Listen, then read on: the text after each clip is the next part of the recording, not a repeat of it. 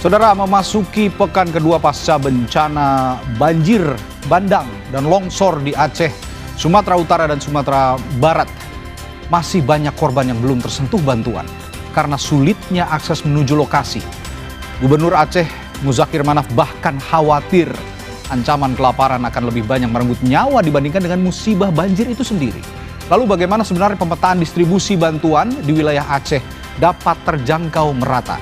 Kami hadirkan perbincangannya di Sapa Indonesia malam hari ini, beserta sorotan lainnya yakni soal Presiden Prabowo yang mengunjungi Kabupaten Biren Aceh untuk memastikan pembangunan jembatan di Biren bisa selesai dalam 1 pekan agar mempermudah akses distribusi bantuan ke wilayah lain yang ada di Aceh.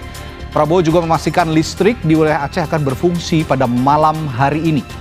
Dua sorotan itu akan menjadi sajian utama Sapa Indonesia malam hari ini. Saya Radi Saputro, bersama Anda.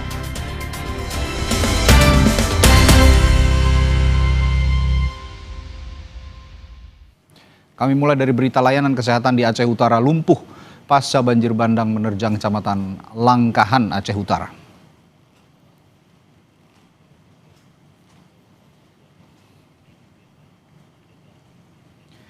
Inilah visual pantauan udara situasi Kecamatan Langkahan, Aceh Utara.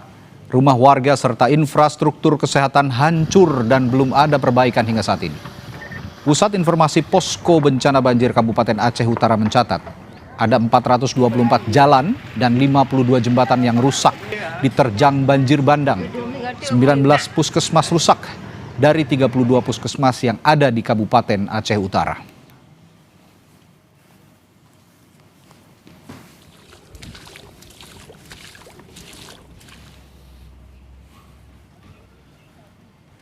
Kelompok relawan dari Animal Rescue turut menerobos lokasi bencana banjir dan longsor Sumatera untuk menyelamatkan satwa peliharaan yang ditinggalkan para pengungsi. Di Tapanuli Selatan, para relawan menyelamatkan satwa yang kelaparan. Salah satu daerah yang disasar ada wilayah Batang Toru, Tapanuli Selatan, Sumatera Utara. Sejak 8 hari lalu relawan berupaya menembus jalanan yang tertutup, sisa banjir dan material longsor untuk menemukan satwa yang terjebak di puing-puing bangunan rumah dan ditinggal mengungsi oleh pemiliknya. Di sini selama 8 hari kami telah bekerja untuk satwa yang terdampak. Kami bekerja dengan memberikan pakan, minum dan layak untuk satwa-satwa yang terdampak. Semoga keadaan ini semakin membaik dan masyarakat pulih kembali untuk beraktivitas. Saudara, korban banjir bandang dan longsor di desa Rumoh Rayek, Langkahan, Aceh Utara terpaksa tidur dengan tenda terpal di perkebunan sawit. Mereka menempati posko pengungsian yang jauh dari kata layak yang dibuat secara swadaya. Sudah hampir 2 pekan ratusan jiwa bertahan di tenda seadanya karena 80% kondisi permukiman hilang tersapu banjir bandang. Selama ini mereka bertahan hidup mengandalkan bantuan dari sesama masyarakat dan relawan yang membawa logistik serta obat-obatan. Mereka mengaku pasrah menerima kondisi yang sangat memprihatinkan ini. Di pengungsian darurat ini juga banyak terdapat ibu, balita, dan anak-anak yang membutuhkan bantuan seperti selimut, perlengkapan bayi, popok, kelambu, dan sebagainya.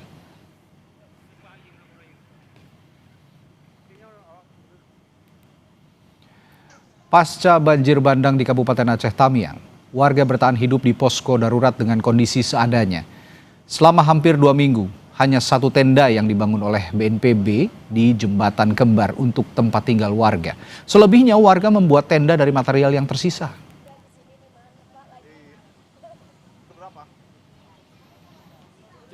Bocor, kalau hujan bocor. Kalau hujan bocor? Bocor. Dan air juga kalau hujan juga airnya datang kemari. Sana kan bukit kan, turun kemari. Jembatan ini banyak tenda-tenda yang dibuat oleh warga secara mandiri. Secara mandiri. Mau tidak mau ya Pak ya? Mau tidak mau harus kami buat. Oke. Kalau enggak kami di mana berteduh. Oke, saya konfirmasi Pak, untuk saat ini posko pengungsian yang dibuat oleh pemerintah daerah apakah sudah ada? Setahu saya belum ada. Sepengetahuan saya belum ada.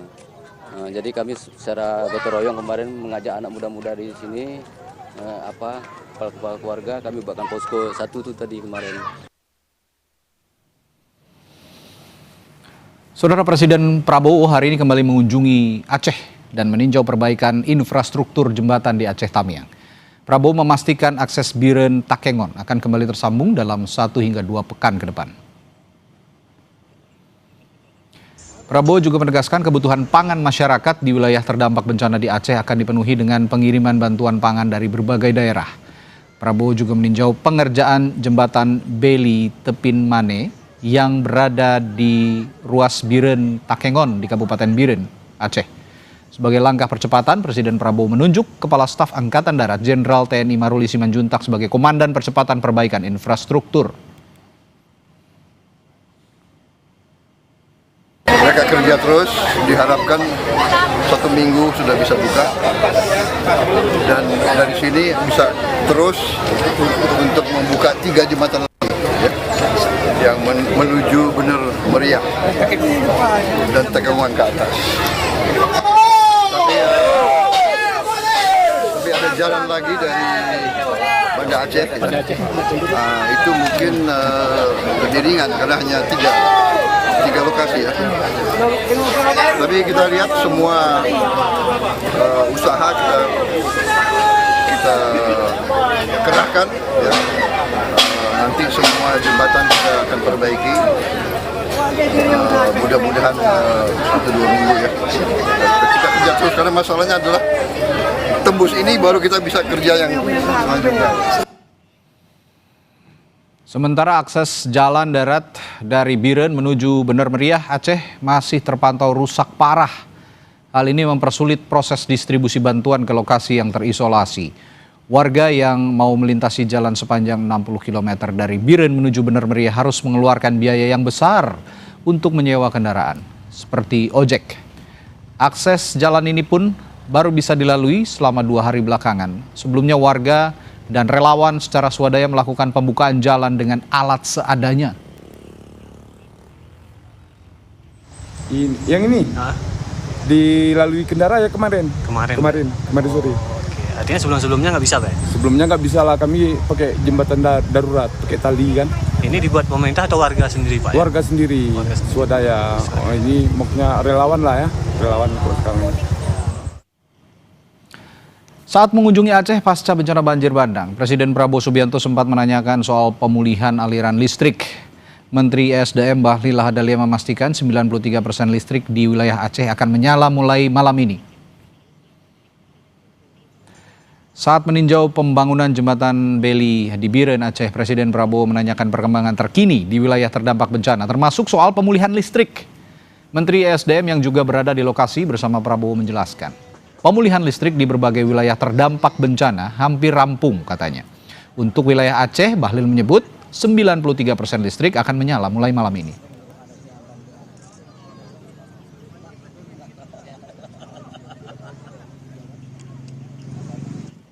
Terima kasih juga ESDM. Siap. Lampu menyala sudah cepat. Malam ini nyala, Pak. Nyala. Semua malam ini, Pak. Seluruh Aceh. Seluruh Aceh, Pak. 93% malam ini Aceh semua menyala, Pak. 93%. Terima kasih. Alhamdulillah. Terima kasih ya. Begitu. Ya ini ya musibah, tantangan yang kita coba. Ini pimpinan baru 1 tahun, presiden 1 tahun, gubernur 1 tahun, bupati 1 tahun, tapi kita dipilih untuk mengatasi kesulitan. Ya. Dan saudara, kita akan perbaharui kondisi terkini warga korban banjir bandang Aceh bersama jurnalis Kompas TV Rizka Devi yang berada di salah satu posko pengungsian di Biren.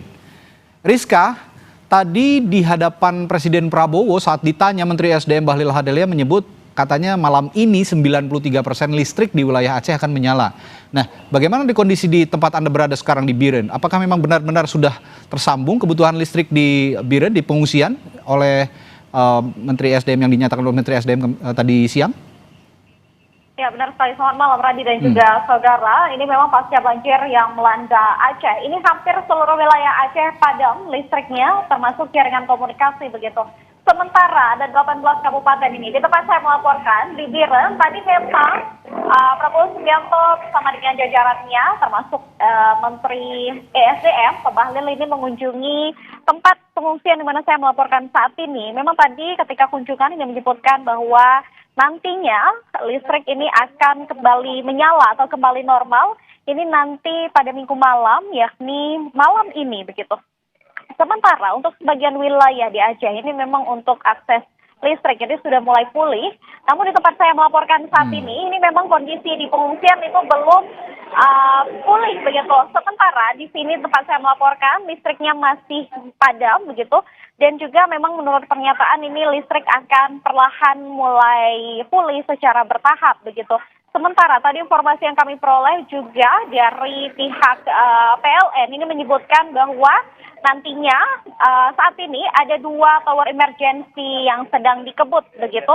Dan juga tower emergency ini saat ini di pukul 5 sore tadi pengerjaannya sudah mencapai 89% begitu. Sementara jika nanti tower ini selesai pada malam hari ini, ditargetkan memang 4 kabupaten kota yang saat ini memang padam total listriknya akan pulih kembali, yakni di wilayah tengah, yakni Benar Meriah, kemudian Takengon begitu. Sementara juga ada Aceh Tamiang yang memang pasca banjir ini listriknya padam total. Sementara juga tadi menurut kunjungan dari Presiden Prabowo Subianto bersama jajaran, ini memang saat ini yang paling ditekankan dalam rapat pertemuan terbatasnya adalah bagaimana kemudian infrastruktur ini dapat kembali pulih begitu, termasuk jaringan komunikasi dan juga jaringan listrik, mengingat untuk proses distribusi dan juga proses pendataan serta proses evakuasi ini memang sangat membutuhkan listrik begitu. Radi. Ya, berbeda dengan apa yang dikatakan oleh Menteri SDM Bahlil Lahadalia, di tempat Anda berada sekarang saya dapat melihat di belakang Anda masih gelap gulita, listrik masih belum menyala, lampu semua masih padam, dan ini semoga juga bisa segera direalisasikan jika memang pernyataannya tadi akan berangsur ya, menyala di berbagai wilayah di Aceh. Tapi saya ingin tanyakan juga Rizka, untuk menyiasati keterbatasan listrik ini dari warga pengungsi di sana, bagaimana? Mereka kan pasti harus butuh juga listrik untuk mengisi daya handphonenya atau juga untuk jaringan internet yang membutuhkan listrik. Bagaimana mereka menyiasati ini? Iya, Radi, kalau kita lihat memang saat ini bahkan di pelayanan publik seperti rumah sakit ini bisa menggunakan genset yang menghabiskan BBM hampir 90 liter per jam sehingga bisa menghabiskan 2.000 liter dalam satu hari begitu. Dan juga untuk urgensinya ini tidak mungkin, pernyataan dari informasi yang kami peroleh dari pihak rumah sakit ini tidak mungkin untuk memadamkan listrik dalam waktu yang lama, mengingat memang untuk pasien di IGD maupun di ICU ini alat-alat medisnya butuh tetap hidup begitu, untuk melakukan operasi juga tetap hidup. Sementara di beberapa wilayah di Biren ini memang listriknya ada yang menyala begitu, tapi di tempat saya melaporkan ini tadi pagi kemudian tadi siang juga listriknya sempat menyala, dan beberapa hari kunjungan kami di sini juga sempat menyala. Artinya memang kondisi listrik di sini tidak padam total, padamnya beberapa waktu, kemudian nanti beberapa waktu juga kembali hidup begitu. Namun kebetulan ketika saya melaporkan saat ini listriknya sudah padam sejak tadi sore, begitu Radi. Oke, artinya saluran listrik atau sambungan listrik ini masih parsial begitu ya, menyala di sebagian wilayah dan sepertinya bergilir. Tapi adakah informasi atau tidak kapan akan menyala, kapan akan dipadamkan? Ini tentu saja butuh komunikasi lebih lanjut oleh otoritas di sana, terutama PLN. Sudah ada posko di sana dari PLN sebenarnya untuk informasi kapan listrik menyala dan tidak? Rizka, terakhir singkat saja. Ya, kami belum menerima informasi dari pihak PLN kapan tepatnya listrik ini akan menyala secara menyeluruh begitu. Tapi memang informasi yang kami peroleh ada 2 tower emergency yang saat ini akan dikebut dan memang targetnya selesai pada hari ini. Seperti yang saya katakan tadi, jika nanti selesai memang hampir di seluruh wilayah Aceh ini akan kembali normal begitu. Baik, situasi serba sulit masih dirasakan warga pengungsi di tempat Rizka Devi melaporkan di Biren. Semoga akan segera tersambung listrik di sana dan didengar oleh otoritas setempat. Terima kasih Rizka Devi melaporkan langsung dari Biren, Aceh. Saudara, sudah hampir 2 pekan pasca banjir bandang dan longsor terjadi di Aceh, Sumatera Utara dan Sumatera Barat. Gubernur Aceh Muzakir Manaf menyampaikan kekhawatiran banyak pengungsi yang terenggut nyawanya karena kelaparan. Sesaat lagi kami hadirkan diskusinya di Sapa Indonesia Malam.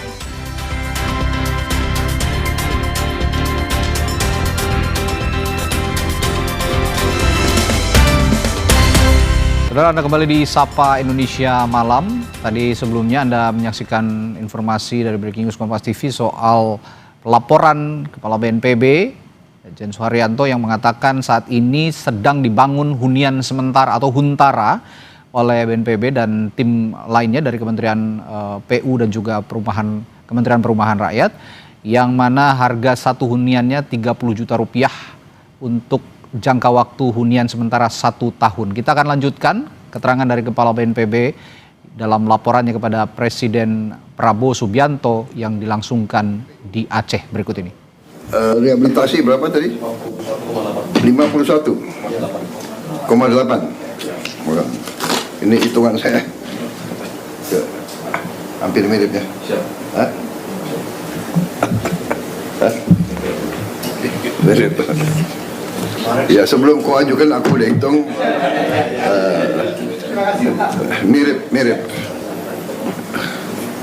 Mirip, tapi saya nggak kasih tahu berapa hitungan saya. Nanti kamu keenaan. Ya, pokoknya kemampuan kita ada. Tentunya kita laksanakan dengan teliti dan manajemen yang terbaik. Baik, laporan lagi silakan. Ada menteri-menteri yang melaporkan apa? PU sekarang? Oh ya. Kami laporkan dalam rangka antisipasi pasca bencana ini yang mungkin yang sangat diperlukan bagi pengungsi adalah penyakit yang akan ditimbulkan setelah terjadinya bencana. Ada 3 macam penyakit yang perlu menjadi perhatian utama, adalah yang diare, infeksi saluran pernapasan, dan juga penyakit kulit. Oleh karena itu, kami sudah mempersiapkan di luar dari alut yang disediakan untuk kebutuhan tanggap darurat. Kami menyiapkan 3 helikopter independen yang terdiri dari 1 perkuatan yang kami terima, kemudian 2 helikopter yang kami sewa. Ini diperuntukkan menjadi tim kesehatan mobil di tiap-tiap provinsi yang independen. Jadi dia tidak dibebani distribusi logistik, tapi dia khusus untuk keliling ke tempat pengungsi, melakukan pemeriksaan untuk 3 hal yang saya sebutkan tadi, baik itu di Sumatera Utara, Aceh, dan juga di Sumatera Barat. Jadi kami menyiapkan ini termasuk awaknya. Oleh karena itu kami mengharapkan bantuan dari Menteri Kesehatan. Kalau bisa ada dokter, ini sangat membantu supaya dia yang turun ke tempat-tempat pengungsi untuk pemeriksaan kesehatan sekaligus pengobatan. Kami dari Baharwat, Bapak Presiden menyiapkan obat-obatan dari 3 kemungkinan penyakit ini. Mohon izin Bapak Presiden. Terima kasih. Terima kasih. Saya kira kita ke Menteri PU lagi. Ada tambahan terhadap BNPB? Yang masalah jalan di Aceh ini memang paling berat adalah tembus batas bila juga miliar. Bapak sudah janji waktu Bapak jadi ke Tapin Mani itu kita Tapin Mani itu kita targetkan selesai tanggal 10 Pak Desember. Kemudian setelah itu ada 3 jembatan yang ada di depannya itu langsung semua beli yang dibantu oleh Zipur Pak, itu langsung masuk Pak. Ada 3 jembatan di depannya Pak, jembatan Alukulus 20 meter, jembatan Enang 30 meter, dan jembatan Munirangka 30 meter. Kita targetkan paling lambat akhir Desember, paling lambat tuh Pak, kita sudah tembus ke Benam Ria Pak, paling lambat di situ Pak. Pak, izin Pak. Oke, kalau tadi saya catat kebutuhan yang Anda sampaikan ya, Kepala BNPB, 35 beli ya, total ya di 3 tempat, 35 beli.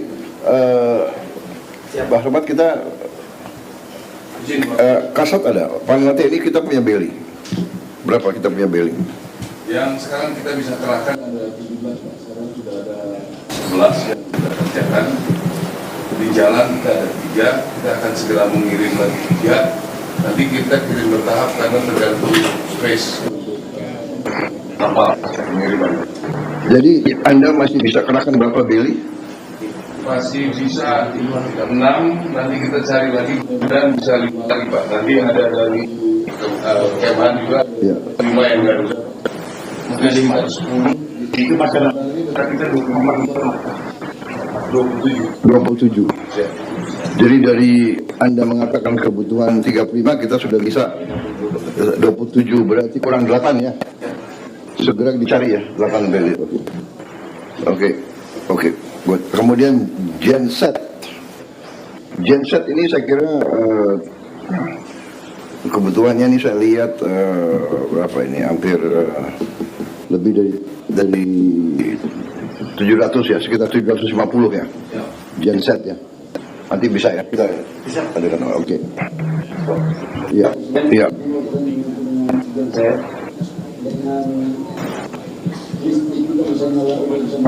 Iya. Kebutuhan genset ya. Oke, baik. Oke. Sudah full Ya. bisa lebih kecil. Oke. Yang kita perhatikan ya desa-desa yang masih terisolasi ya. Ini yang harus kita pikirkan. Baik, Menteri Kesehatan ada tambahan? Jadi memang di Aceh itu 309 puskesmas, penyakit-penyakit yang Pak Menhan sampaikan itu yang paling sering. Ya. Kita kekurangan dokter karena dokter di sana jadi korban juga. Ya. Jadi saya akan minta tolong juga Pak Menhan kalau boleh. Saya butuh sekitar 300 dokter 3 bulan ke depan untuk ngisi sampai mereka jadi. Nah saya akan kasih sebagian, tapi kalau boleh TNI Polri kan lebih gampang mobilisasinya Pak. Kalau boleh saya pinjam dulu 3 bulan, nanti uangnya kita carikan dari saya supaya bisa di-drop ke puskesmas daerah terpencil tadi melayani masyarakat dan pengungsian. Sekarang saya tanya, kalau koas boleh nggak diterjunkan? Sudah boleh? Yang internship Harus ada dokter pendamping. Tapi emang harus ada dokter pendamping saya sebenarnya lebih kalau diizinkan pinjam dari 300 kita deploy. Saya dengan Pak Men 300 dokter kita deploy 3 bulan aja. Puskesmas Karena kita di Papua juga pakai. Tapi kalau koas internship lebih tinggi dari koas. Ya, internship sudah bisa. Bisa ya. Dia praktis kan sudah. Sekarang coba dicek ya Pak Yusuf. Intern kita berapa yang sudah bisa? Berapa? Di 3 provinsi aja. 74. Sudah deploy. Jadi Sudah. perguruan tinggi. Bisa juga kan? Mungkin dari kalau ada kuasnya Iya tuh koasnya. Kuasnya. Saya kira bisa itu, perguruan tinggi bisa dikerahkan juga itu. Kalau masih agak Enggak, internship ya. Baik, siapa lagi yang ya, silakan Menteri Perumahan. PKP ya.